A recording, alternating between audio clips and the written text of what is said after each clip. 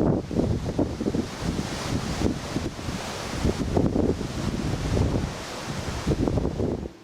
it's Alaska Granny. It's a windy, stormy day here today, so it's a great day to plug in your crock pot and make crock pot cheesy grits.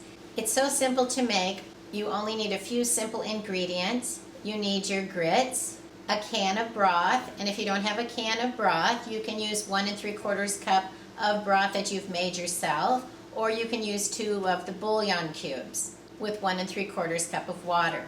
Then you need an additional can of water. And when you're all done, you're going to top it with butter and stir in some shredded cheddar cheese, and it's going to just be delicious. I have a moose sausage thawing out today, and that's what I'm going to serve with my cheesy grits. Grits are a great food to have for your long-term food storage, but because they're corn, sometimes I have found that they are likely to become infested with weevils and things that are already living in the grain. So whenever I bring my grits home, I put them in the freezer for a few days. I let it thaw out, which will kill anything that's in there, but it doesn't necessarily kill the eggs. So I place it back into the freezer for a few more days and let it thaw again. If you do the freeze, thaw, then you pretty much can be positive that you've killed anything that's already inside of your grain. Then you need to store it in a cool, dry place. I like to place it into canning jars. You can either screw on the lid, you can add an oxygen absorber and tighten the lid, or you can use your food saver jar attachment to remove any of the excess air. Even if you just store it in a mason jar and tighten the lid, you've added several years of shelf life to your grits. Now I'm using the 5-minute grits. I know no true Southerner would ever use 5-minute grits, but I'm not a Southerner, so I don't have any guilt about it at all.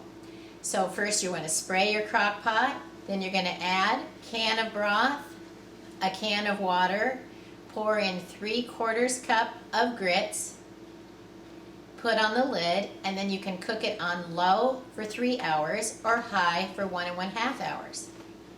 The secret to crockpot cooking is don't lift the lid. You allow the heat to escape. You need to trust it that it's cooking for you. Then after 3 hours on low or 1 1/2 hours on high, you can remove the lid, stir it up. Look how creamy and delicious that looks.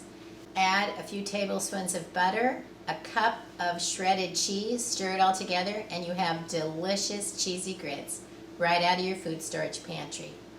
It's very simple. They go great with all kinds of greens, with all kinds of meat dishes, and can even be served all alone. Leave a comment of what are your favorite meals to serve with grits. And if you liked my video, I hope you'll share it with someone else you think might enjoy it.